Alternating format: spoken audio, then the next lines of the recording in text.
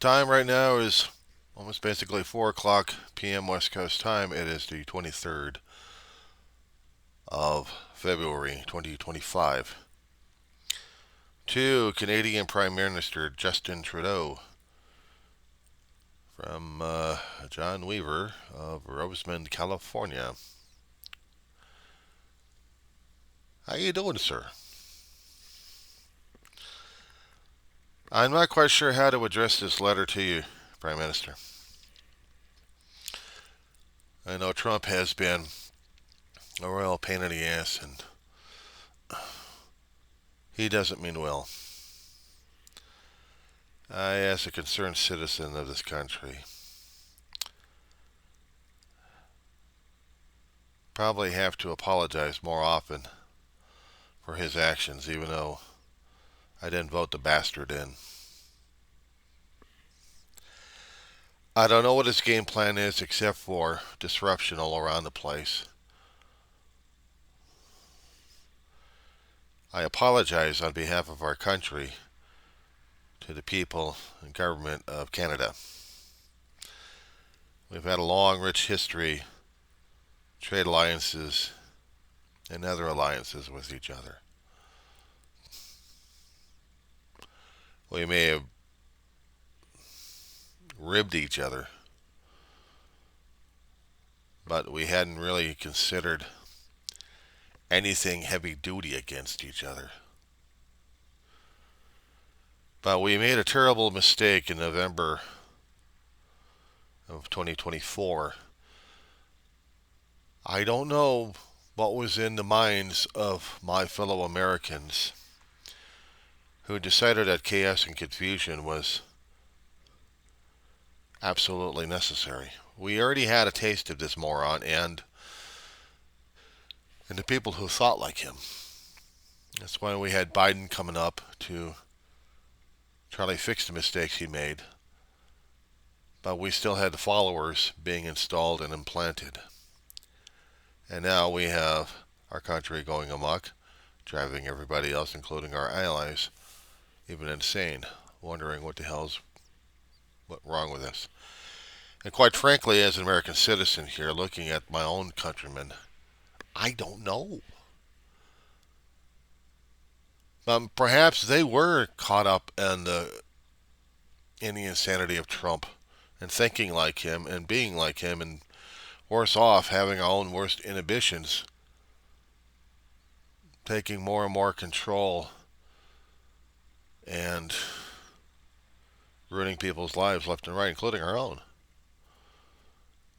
I live in a town in the Antelope Valley of California, in California. Big wedge desert, right above the city of Los Angeles. I grew up in the San Fernando Valley and moved out here to the Antelope Valley because rent was cheaper and my family could live out here, theoretically. I said theoretically. But a lot of changes and adaptations we had to make from suburban to suburbanized desert region. In the course of about 12 years, I have lost too many people I cared about, including my family. Their memorial is right behind me on my left shoulder.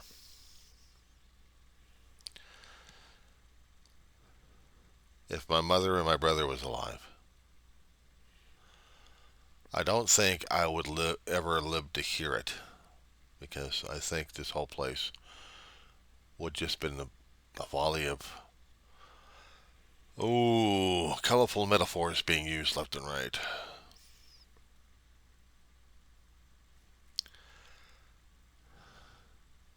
We have made a grievous we have made such a grievous mistake. We can't even own up to it. Did we not see this coming? We were warned. We were warning ourselves that this was coming, and it happened.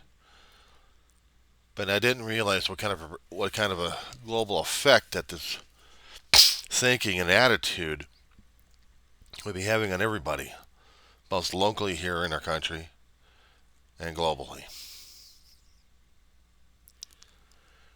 of which that we have, not to disturb a war between two countries, actually between several nations in one country, not to mention the genocide that happened in our watch.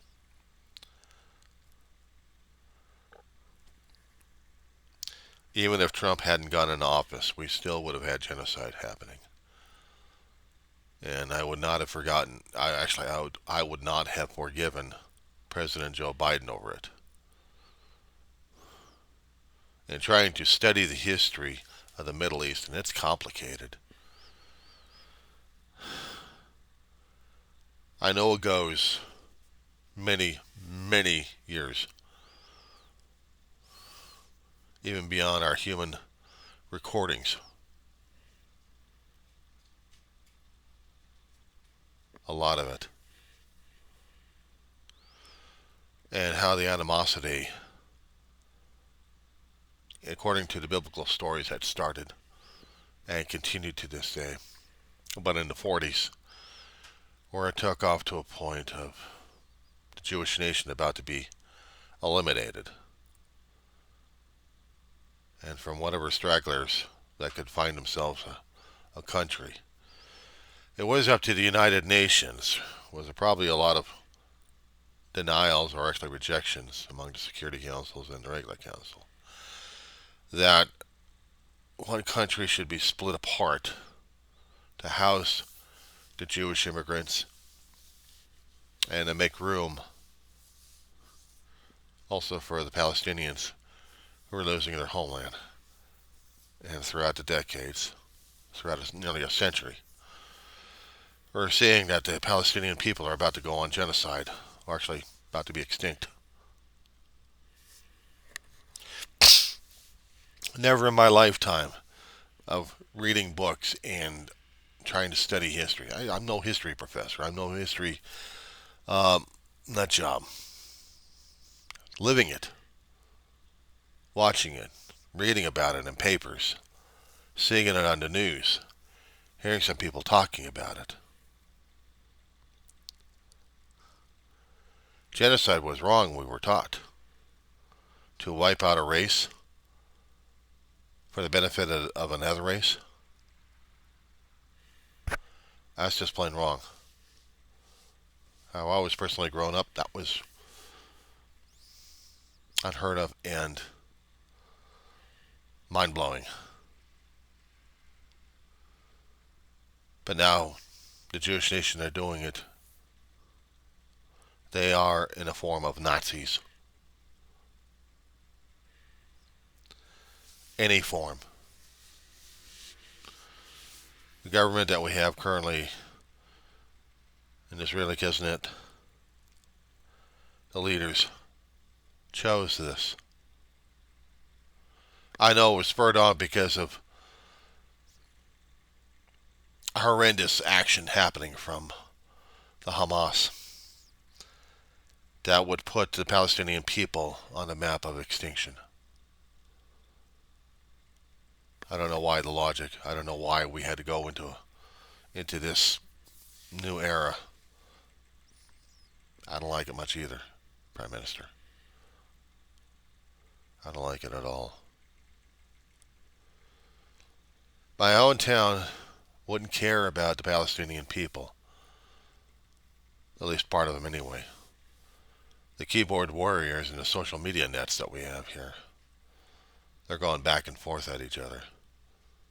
On the outside, you don't see it, but on the zeros and ones platforms, you do see it. And you feel it. I'm in an apartment complex that has variety, but we're also isolated.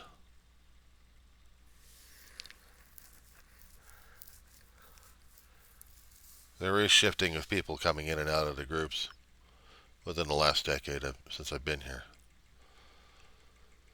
There hadn't been racial tendencies of aggression towards each other. We're just mainly keeping to ourselves. I look at my community from the outside, looking through windows, walk the streets. Sometimes I would feel it in the air. The tendencies, the racial tendencies that we would have. On the platforms that we communicate through.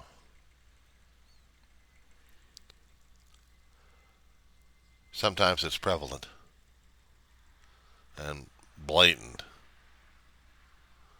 Other times very subtle about it.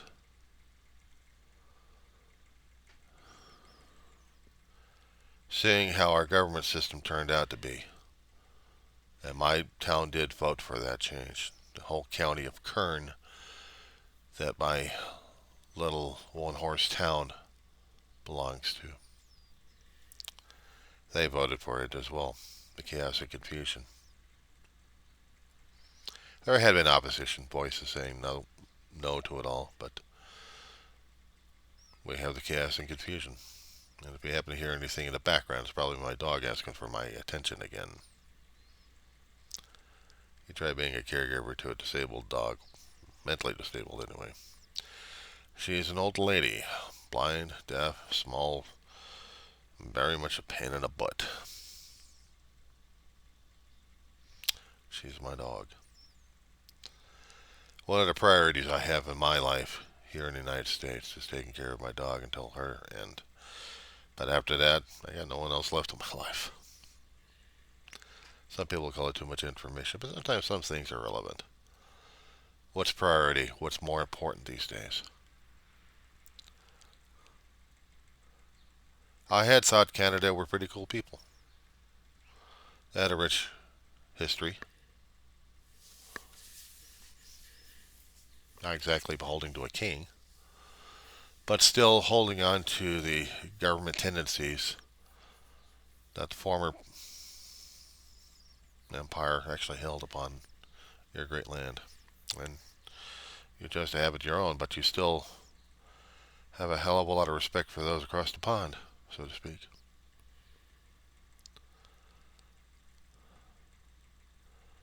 I don't know how I would feel if the decision was put to me if I would leave my land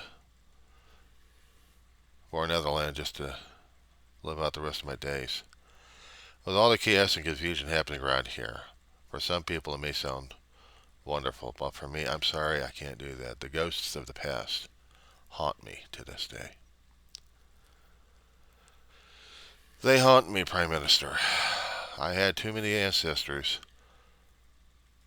who fought under the flag, under the colors of the United States, under the U.S. Constitution. This American does not abandon his homeland.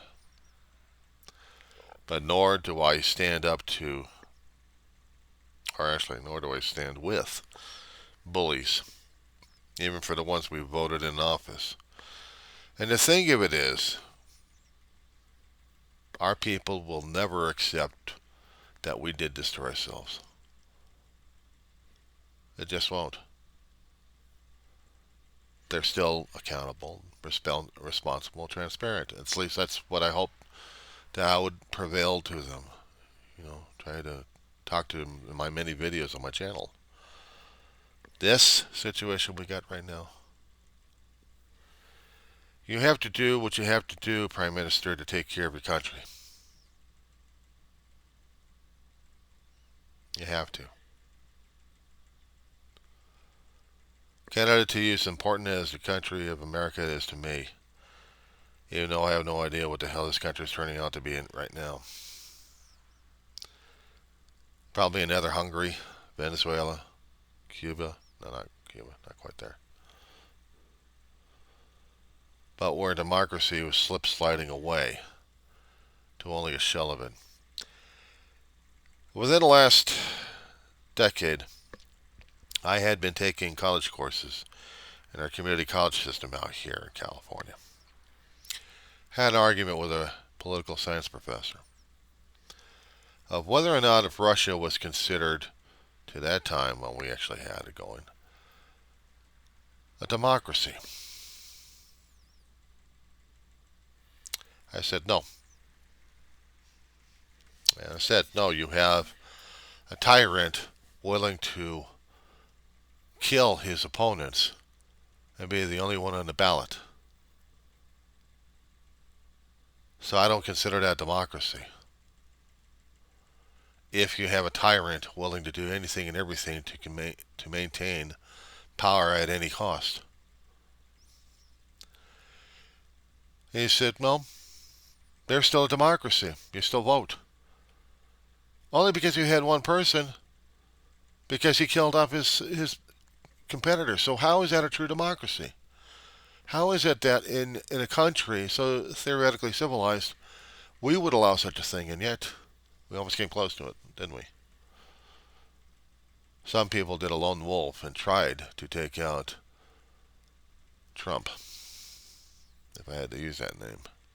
I usually call him trash bag. Well, I can call him that because I know he is one. Mentally.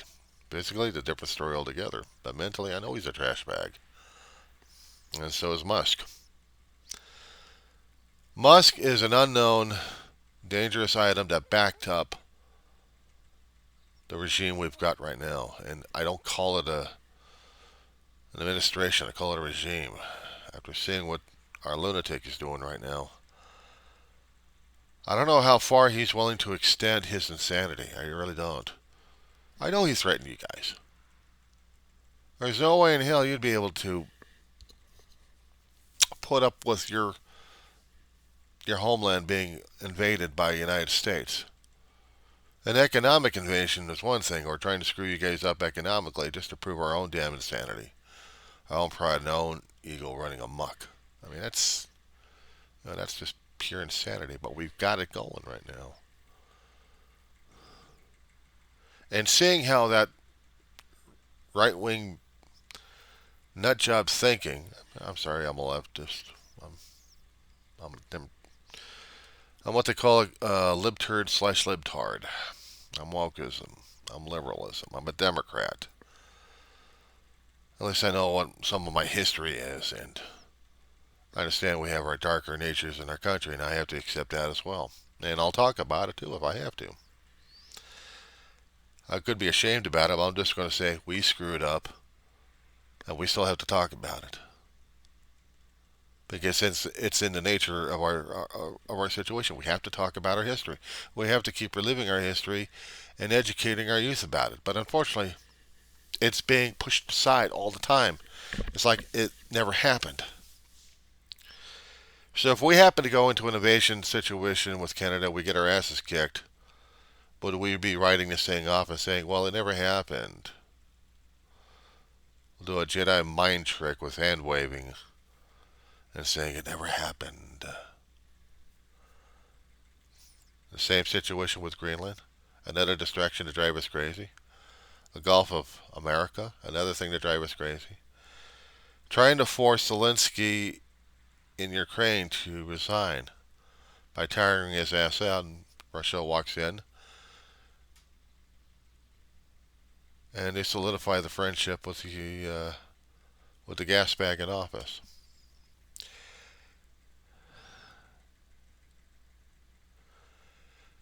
If there was more call for reactionary methods in this country, we're hoping that the courts will be the ones doing the action instead of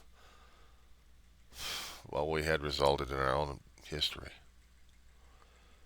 Prime Minister, how up on United States history from its conception and from Canada's conception to now are you really square on? It's a hell of a question, isn't it? The darker nature and darker decisions made a long time ago, pushing Native Americans into where they are right now. Almost non-existent, but hidden.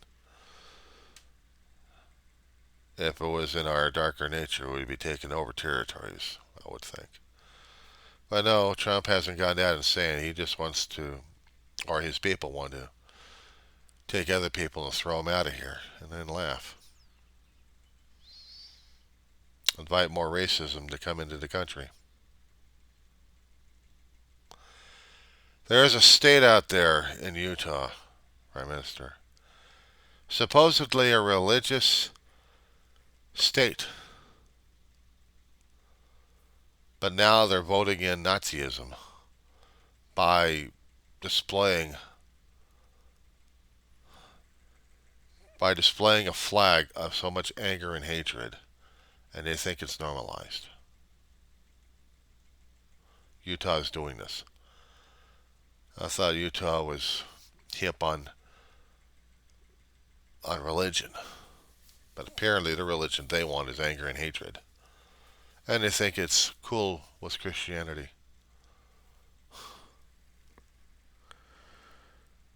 I'm not hip on it. I find it plain out disgusting. I've had ancestors, I've had long ago relatives fight against this kind of situation. They'll be screaming from their graves and from the ashes of, why am I allowing this to happen?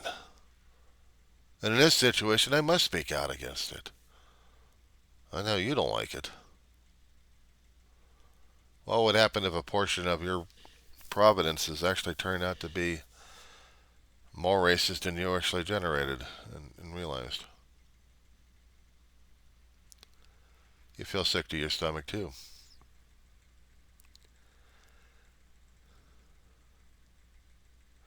I'm not a man of wealth or of influence or power. I'm a guy watching all this history happening before me. I know what it's like to be on government subsidies, to depend upon the kindness of strangers. I know what it's like to be on government handouts all throughout my life. I also know what it's like to struggle in public education, in a college system. And once you screw that up, man, you really get stigmatized. At least I stigmatized myself on that one a long time ago. And I've worked my ass off, menial jobs, but kept a roof over the head, kept money coming in, bills barely paid, and the family surviving. My mother, at one time when she was alive, very smart, intelligent woman, and she was a bookkeeping income tax specialist at one time. But she also had a lot of baggage on her, and eventually it crushed her mentally and then physically. My big brother, 8 years older than I was, had to be the firstborn and had to be taking a lot of responsibility. And a lot of things happened in his life where, he served his country. But with situations happening in the U.S. military during the time he was serving, it broke him. And things happened at home where it's breaking Ma, so he did actions he wasn't proud of and had to pay for it his entire life. But he managed to get jobs, managed to help Ma out till the day he died. This me, the last of the survivors of our nuclear family. So now I'm dependent upon the kindness of strangers at this point over here by the form of Social Security, Medicaid, Medicare, and food stamps. Still go to school. And then realizing my education may be helping other students in different perspectives that they hadn't thought of. The youngest generation that hadn't heard of all the stuff I have gone through, even though they hear from the professors, but they hadn't seen a living fossil, I guess. Or maybe they have and haven't applied it yet. So, 59 pushing 60, I think I feel like a fossil. And at this point, I wonder if I connect up with Washington Irving more than anything else these days. A very famous author that hardly anybody else remembers anymore.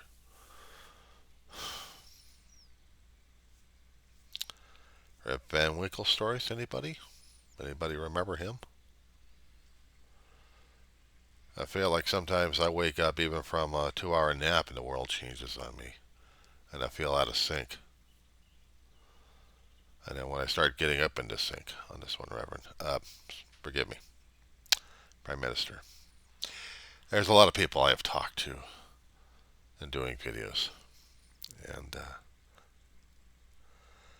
I try to talk to as many people as I can through the videos, live chats when I can,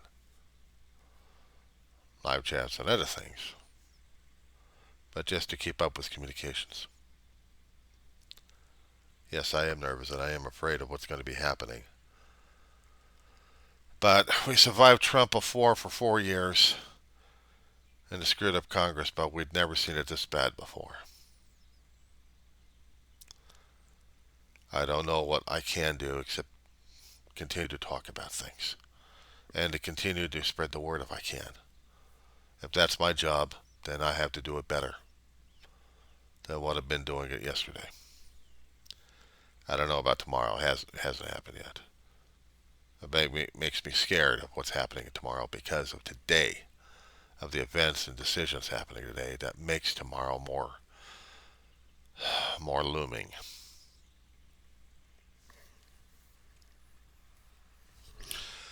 I guess that's about it. I'm going to be posting this on my own channel, and believe me, there's a few people I know out there that probably could benefit from this one. Including there's a certain reverend out there in Halifax, Nova Scotia.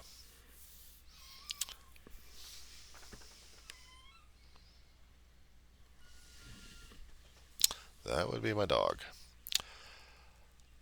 It's been good talking to you, sir, or talking at you, Prime Minister. I hope one day we will meet in our lifetimes. Hopefully under better circumstances, in one form or another when we meet. Till then.